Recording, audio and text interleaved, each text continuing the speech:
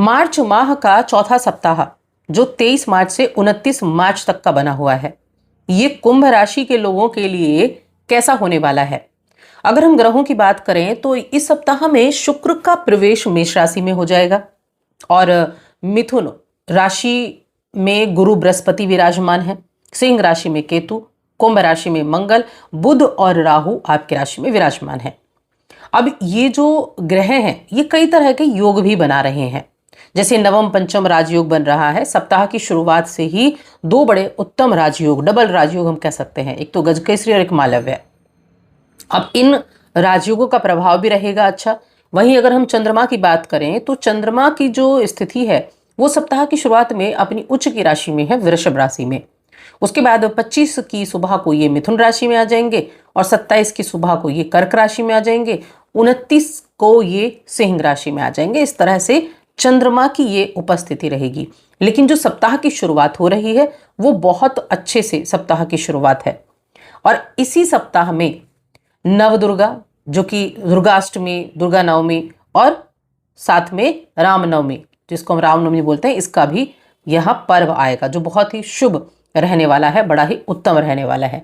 आप ये भी कह सकते हैं कि ये सप्ताह आपके लिए बुद्धि का जादू चलाने वाला है, विरोधियों को पछाड़ने वाला है, खुशियां मनाने वाला है। किस तरह से होंगी ये चीजें, इसके बारे में जान लेते हैं। आगे बढ़ने से पहले छोटा सा निवेदन है, चैनल पर पहली बार आए हैं और अभी तक चैनल को सब्सक्राइब नहीं किया है तो जरूर कर लें और कमेंट बॉक्स में लिख दें जय माता दी। देखिए, इन 7 दिनों की हमने बात की और इन 7 दिनों में बहुत कुछ होने वाला भी है। ग्रहों के स्थितियां भी हैं, नवरात्र भी चल रहे हैं। 27 को रामनवमी भी है और चंद्रमा इस दिन अपनी राशि कर्क राशि में रहेंगे, जो आपकी हर एक मेहनत को जो है मेहनत को आसान कर देते हैं। तो ये चीज़ें बहुत अच्छे से काम करने वाली हैं। तो सबसे पहले मैं बात करूंगी आपके करियर के बारे में कि करियर आपका कैसा रहेगा। देखिए, करियर की दृष्टि से अगर देखा जाए तो जब ये सप्ताह शुरू होगा 23 और 24 तारीख को आपके चौथे भाव में चंद्रमा की स्थिति होगी। चौथे भाव में चंद्रमा बहुत अच्छी स्थिति में होते हैं। एक तो उच्च की अवस्था में बैठे हैं, दूसरा ये चंद्रमा का अपना घर है। तो जो भी इस राशि के जातक वर्क फ्रॉम होम कर रहे हैं उनके लिए ये दिन बहुत उत्तम साबित होंगे। इन दिनों में सर्वार्थ सिद्धि योग भी बना है जो बहुत लकी साबित होगा। इन दिनों में आप अपने कार्य का पूरा लाभ उठा पाएंगे, आपको अच्छे रिजल्ट देखने को मिलेंगे। इसके अलावा आप जो देखिए, इस सप्ताह में आपको एक चीज और देखनी है कि जो आपके पास पैसा है उस पैसे को कैसे सिक्योर करना है, क्योंकि जहां एक तरफ आपको खर्चे दिखाई देंगे वहीं आपको एक तरफ धन वृद्धि भी दिखाई देगी। तो दोनों में बैलेंस बनाकर आपको चलना होगा, वरना आप आर्थिक तंगी में खुद को फंसा हुआ भी पा सकते हैं। ये चीज आपको ध्यान रखनी है। उसके बाद 25 और 26 मार्च ये दुर्गाष्टमी के दिन 5वें भाव में चंद्रमा आपके दिमाग को बहुत ज्यादा हाई रखेगा, यानी दिमाग कंप्यूटर से ज्यादा तेज चलने वाला है।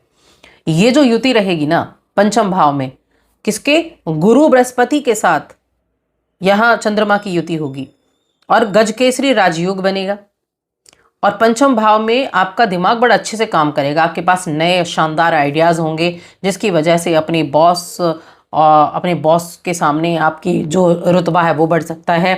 कोई बड़ा काम, कोई बड़ी जिम्मेदारी आपको सौंपी जा सकती है। ये टाइम आपके लिए बड़ा उत्तम रहने वाला है।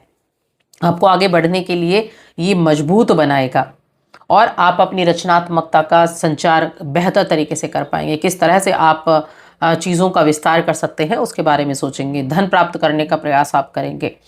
ये जो समय है ना, ये आपके लिए हर एक कार्य करने के लिए फलदायक है।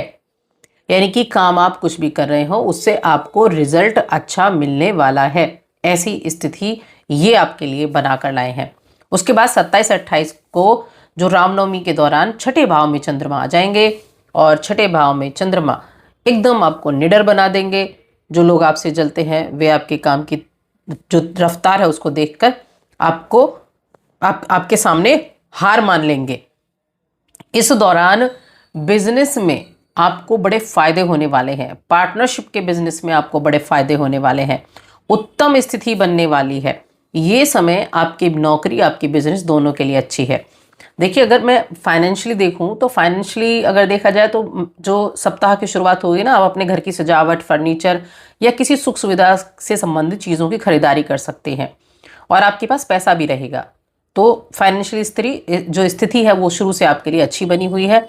उसके बाद जब मध्य सप्ताह रहेगा तब आप शेयर मार्केट से, अपनी किसी पुरानी पॉलिसी, कोई इंश्योरेंस से पैसा कमा सकते हैं। किसी समझदारी भरी बचत जो आपने कभी इन्वेस्ट की हो, उससे बहुत बड़ा मुनाफा आपको देखने को मिलेगा मध्य सप्ताह में।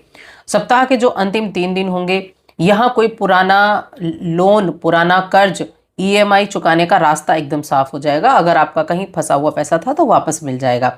थोड़ी सी कोशिश तो करनी पड़ेगी, थोड़ी सी कोशिश करने पर वो पुराना पैसा आपको वापस मिल सकता है।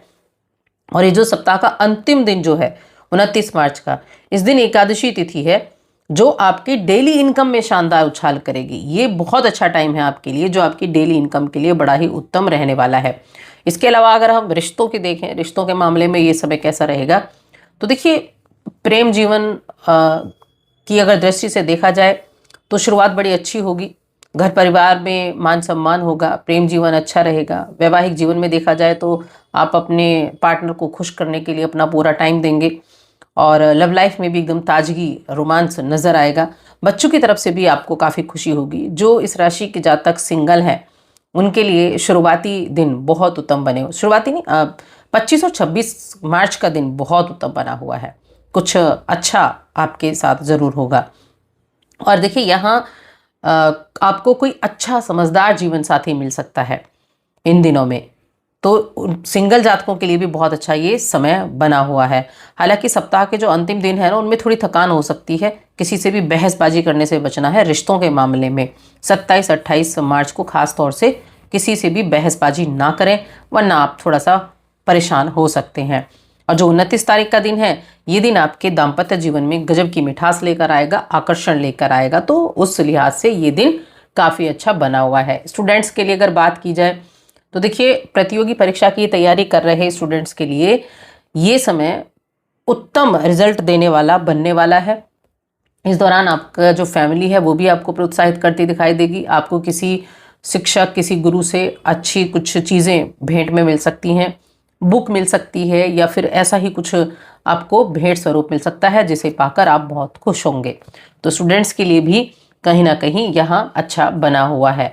आप अपने माता पिता के साथ भी काफ़ी ज़्यादा अपने आप को इन्वॉल्व रखेंगे। अपने माता पिता के साथ भी आपको ज़्यादा अटैचमेंट रहेगा। हो सकता है उनकी किसी तरह की डांट फटकार भी आपको लग जाए, लेकिन आप फिर भी शांत रहेंगे, उनकी बातों को सुनेंगे। अगर आप विदेशी कंपनी में कार्य कर रहे हैं तो ये समय आपको कोई बड़ी पदोन्नति दिला सकता है। लाभ मिलने की प्रबल संभावनाएं बनती नजर आ रही हैं, जिसके कारण कार्यस्थल पर आपके काम की भी सराहना होगी और आपके सहयोगी भी आपको पूरा सपोर्ट करते हुए नजर आएंगे। तो अगर हम देखें तो ये सप्ताह ना आपके लिए बड़ा उत्तम रहने वाला है। यानी जैसे सप्ताह की हम कामना करते हैं ना कि ये समय बहुत अच्छा है, तो वैसा ही समय ये आपके लिए रहेगा। खुशियों से भरपूर, कई ऐसे कार्यों से भरपूर जो आप करेंगे धार्मिक तौर पर भी, और जो निजी काम है आपके वो भी। तो आप उपाय क्या करेंगे, हम उपाय की बात कर लेते हैं। सबसे पहली चीज़ तो है कि बहुत ज़्यादा सोच विचार किसी चीज़ के लिए नहीं करना है। सोच विचार करने से ब्रेक लेना है और ज़मीन से जुड़ाव आप महसूस कर पाएंगे। ये थोड़ा सा इन चीज़ों की तरफ ना ध्यान रखना है आपको। दूसरा, अगर आपको लगता है कि बिना वजह के कोई टेंशन चल रही है, बिना वजह की कोई परेशानी चल रही है, एक छोटा सा फिटकरी का टुकड़ा लें, कपड़े में बांधें और जहां आप सोते हैं वहां अपने गद्दे के नीचे, तकिए के नीचे वहां आप रख लें। इससे क्या होगा, आपको किसी भी तरह की जो मेंटल हेल्थ है ना, उसमें अच्छा रिजल्ट देखने को मिलेगा। तो बस आज की इस वीडियो में इतना ही। जय माता दी।